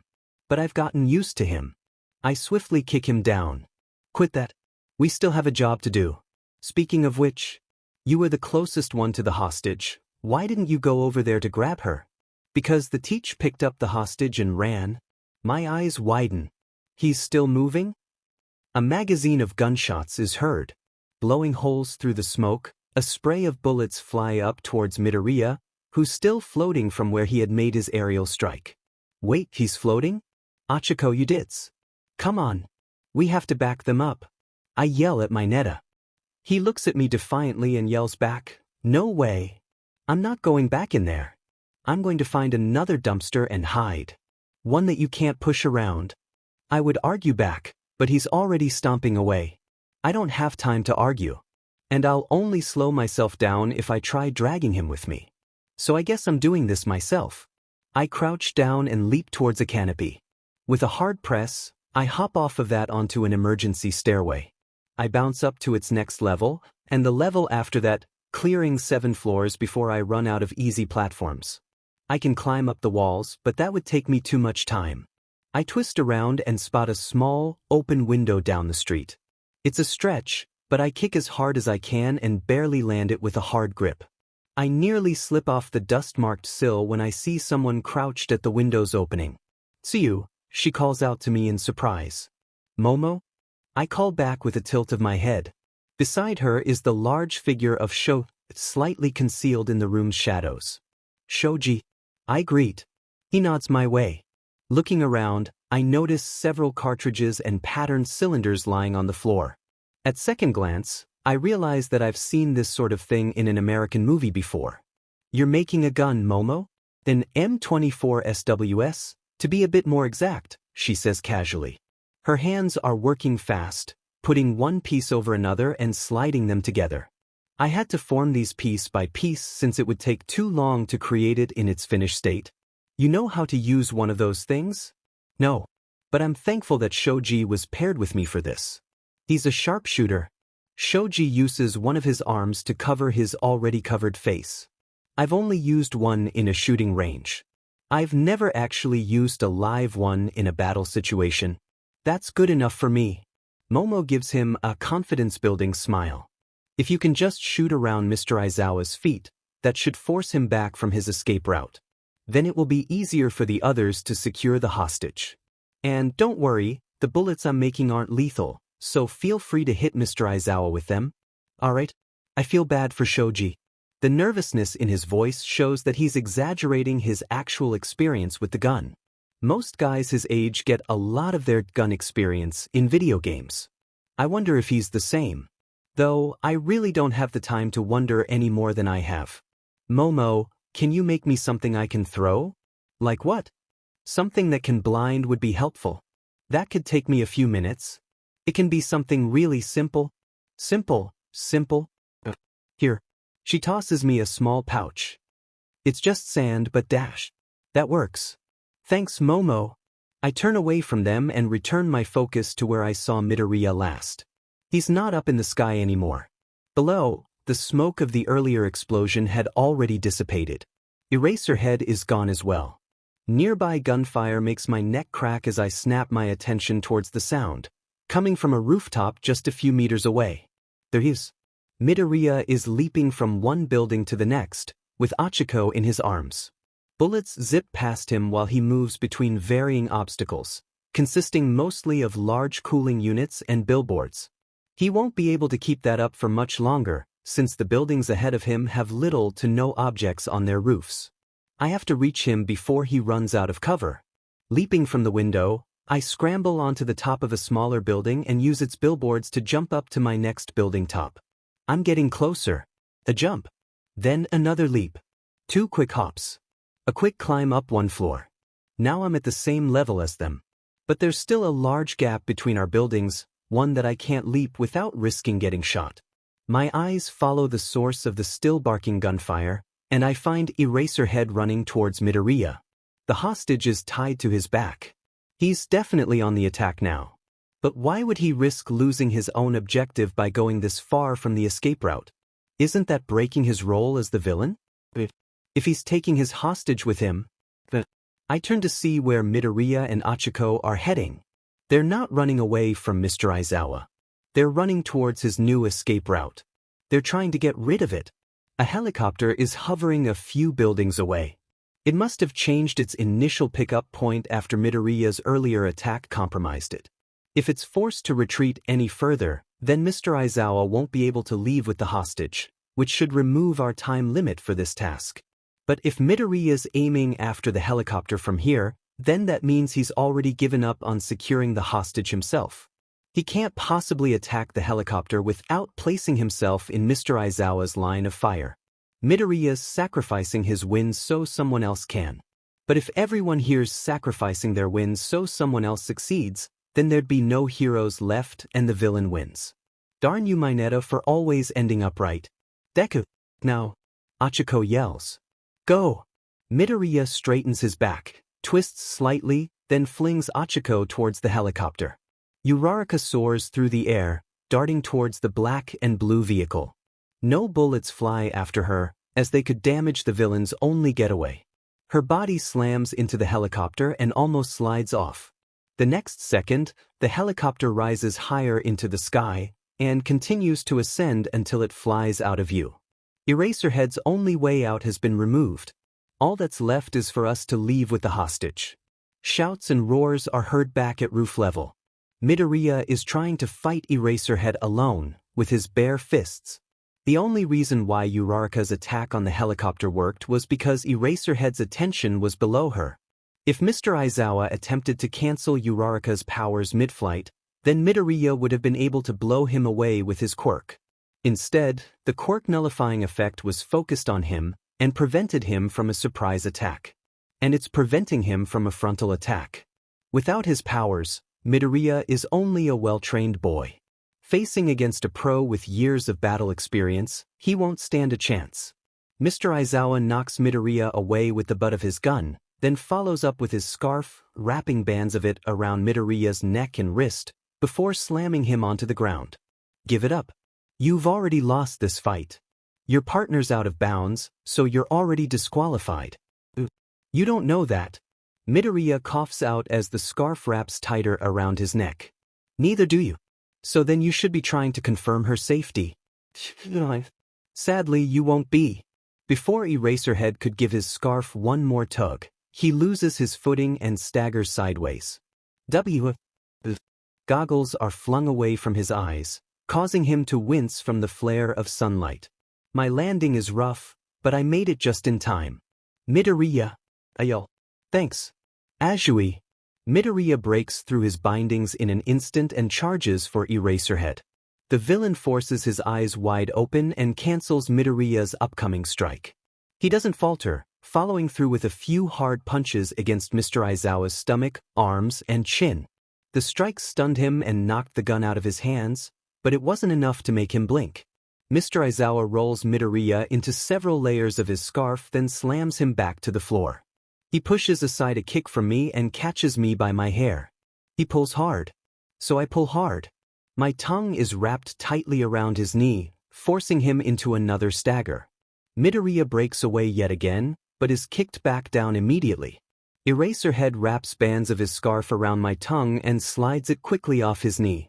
He should have wrapped it around my neck instead. I force my stomach to regurgitate and hack up a small pouch. With my digestive fluids having already weakened its fabric, the pouch rips open and explodes against Mr. Aizawa's eyes. He cries out in pain and annoyance. Midoriya's back up, and from his expression, I know what's coming next. I clamp my feet around Aizawa's hips and wrap my hands around the hostage's elbows.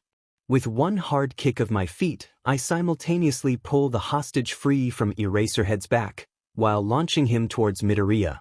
Delaware. Smash. An explosion of air sucks out all the sound from my ears. The vacuum lifts me off my feet and hands.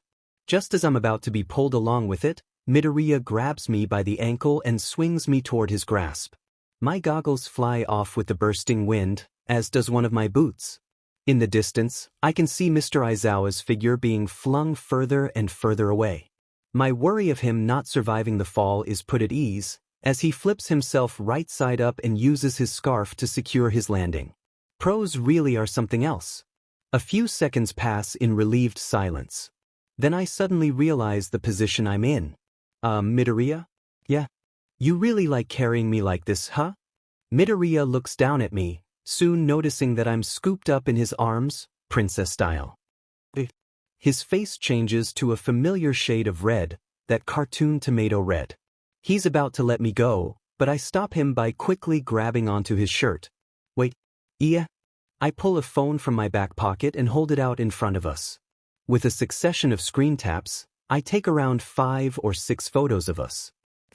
I swing myself out of his grip and begin looking through the photos. His face is redder than before. I didn't know that was possible. We need more pictures together. We only have the ones from the photo booth, and that one from lunch. I say as an excuse. Telling him the actual reason would give him a heart attack. I put away my phone and pick up the hostage, which is just a female-shaped mannequin with the word hostage written across its chest. I drop it into Midoriya's arms. There, you can carry this, princess. His face is glowing in its red this time. I'm afraid he might explode. Before he could, he shakes his head, possibly to clear his thoughts, though he can't seem to clear the redness in his cheeks. We need to get this to the exit before Mr. Aizawa recovers, he assesses calmly. I disagree calmly. No, you and Uraraka need to get it to the exit. Only one team needs to clear this test in order for all of us to pass. But you and I can't be the ones to do it, since we're not in a team. Okay, but it might take me a while to find her, so then would you and Mineta want to bring it in? Mineta's hiding right now, so it might take longer for me. Besides, Eraserhead can't cancel out my quirks. I'm better suited for keeping him busy. But wouldn't it be easier if a loud shot echoes throughout the faux city? Midoriya looks at the ground across from us, confirming that the villain's gun is still here. Did he have 2 guns? No. I look at the buildings down the street. A shadow backs away from one of the small windows. That shot came from Momo. Her and Shoji are keeping Mr. Aizawa back. So they're still around? Midoriya sighs in relief. It's nice to know we're not the only ones left. I saw Tokoyami and Ida earlier. Ida was shot in an alleyway. They're out. How about Bakugo's team? Or Todoroki's? Todoroki was teamed with Aoyama, and Aoyama was shot early on. Bakugo was with Ishido, but I saw them leaving like they had already been hit. Ojiro's out. Shiro and Koda are out. Though I haven't seen Kaminari, Kirishima, Hagakure, Jiro, or Sato.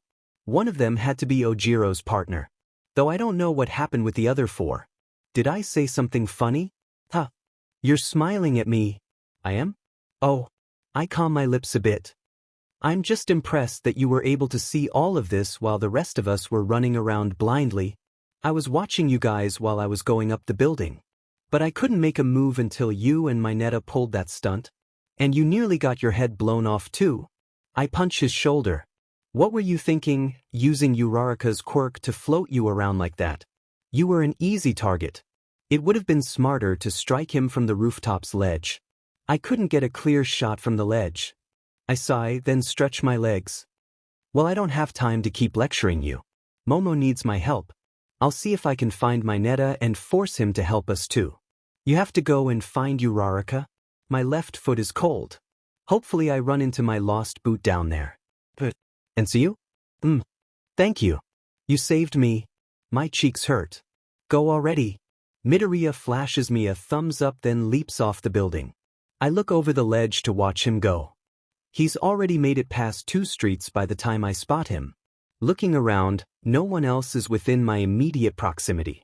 Momo and Shoji seem to have moved into another building, as I hear their rifles' shots further away than before. Mineta's scream is heard too. I hope they didn't accidentally shoot him. A few blocks down, Kaminari and Kirishima are running towards the sound of the gunfire. They look to have been lost this entire time. Knowing that Momo has some backup heading her way relieves me. Now I don't have to rush. My thumb slides a memorized pattern, and my phone clicks off its lock screen. The window I had opened last reloads itself, with the picture of Midoriya carrying me in his arms. Our pose is hardly a thing of beauty, especially when you notice just how dirted and ragged we look. But what it lacks in romance, it makes up for in its character and cuteness. It's such a cute picture. I let out an excited Caro. I'm very pleased with how this photo turned out. We genuinely look like one of those hero couples. The kinds you see every now and then in the articles of those quirk magazines. Roughed up and bruised, but still smiling or laughing together. Those kind of pictures are always so cute and awesome to look at. I never imagine myself being in a photo like it.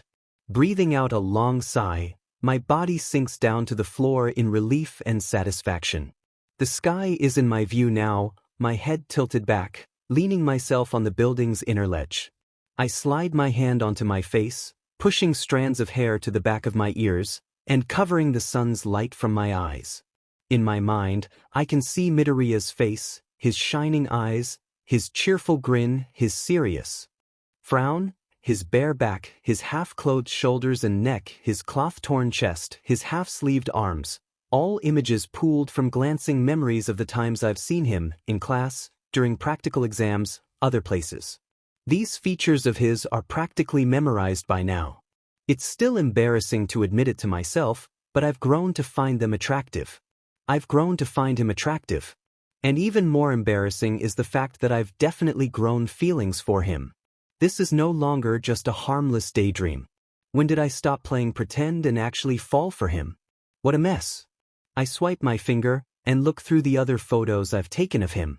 Hey Midoriya, do you think I'm cute? What? Midoriya drops his chopsticks onto his lap, staining the fabric of his pants with spots of mustard mayonnaise. Achiko dropped her chopsticks as well, though hers rolled onto the floor. Ida isn't fazed and continues to eat from his bento, though the prolonged silence finally gets his attention. Ida looks up at the stunned faces of Midoriya and Achiko. He's not entirely sure why they each reacted in such an extreme way. Clearing his throat, he comments, I believe she's asking what your opinion of her is, Midoriya. As peers, it's only natural for us to be curious over what perceptions our classmates have of us. Though I'd never be so bold as to request that direct of an analysis. Good for you, Asui. Call me Tsuyu. I believe it's rude to call a person of the opposite gender by their given name, Asui. Unless, of course, they were your spouse. Asui sounds weird to me. One shouldn't be ashamed of their family name. My family doesn't call me Asui. Well, yes, they are your family, so they are entitled to dash. Hey, Midoriya. I poke at him. Ida looks shocked to have been ignored so quickly. It's strange that he's not used to my way of switching subjects yet.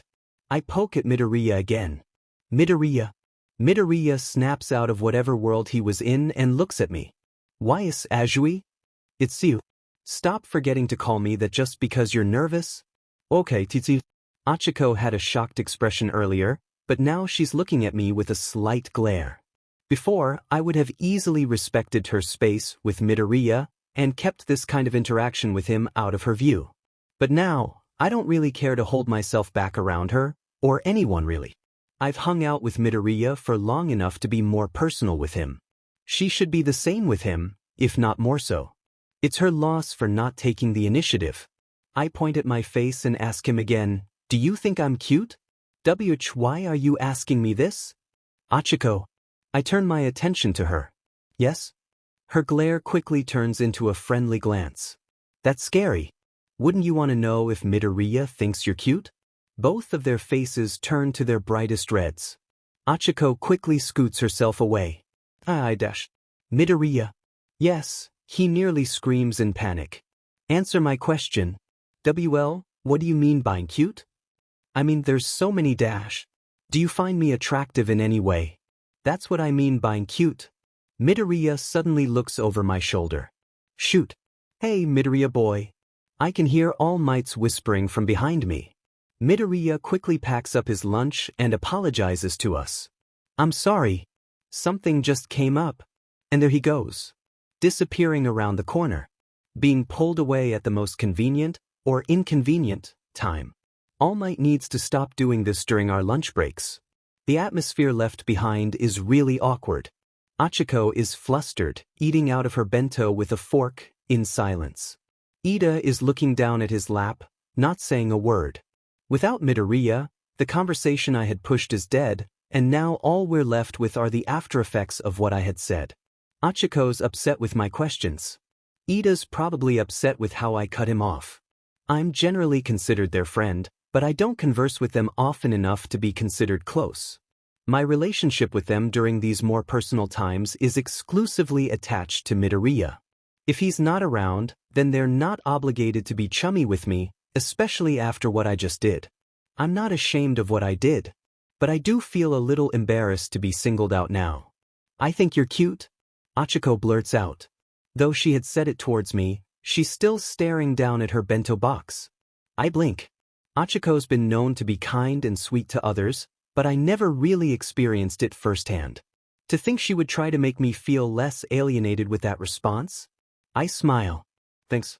I think you're cute too, Achiko. Ida sits up and faces us. I believe that you, Uraraka, are cute like a doting grandmother. And I believe that you, Asui, are cute like a childhood mascot. Both Uraraka and I stare back at him, unsure what to make of what he just said. I know they were meant to be compliments, but childhood mascot? Doting grandmother? Achiko scratches the back of her head. Do I look that old? What exactly am I a mascot of? Point at my face. Ida's body stiffens as he gives a machine-like bow. I'm sorry if I offended anyone. That wasn't my intention. Achiko and I look at each other, then laugh. Ida looks up at us in confusion. He points to himself. Am I cute? Achiko and I burst in our laughter. Uraraka Achiko. Mobile. Tai for letting me borrow your notes, Ash. Fin. Oh, a winky face he. ASU, no problem. Ida is too stingy with his nts. Asterisk notes. Call my t. Asterisk me. Backslash 0 slash yes, see you. Yesterday 12:10 p.m. Yura, you have his attention a lot. Yesterday 3:02 p.m. That's you? Question mark. Yesterday 3:40 p.m. Yura, it's nothing. And backslash winky face. Yesterday 4:01 p.m. Yura, can I ask you a question? Yesterday 7:13 p.m. That's you? Question mark. Yesterday 10:01 p.m. Yura, do you like Midoriya? Specific. Yesterday 10:35 p.m. Yura, I mean like. Hashtag you hashtag, winky face. Specific. Yeah, as in wanting to date him? Hashtag carrot you carrot hashtag, winky face. Specific. I'm interested in him. Yesterday 11:01 p.m. Yura, since when? Maybe the day after that date. Maybe a week after it. For sure around last week. Yesterday 11:22 p.m. Yura, so that's why you flirt with him during lunch. I'm asking him serious questions. Yura, it looks like flirting.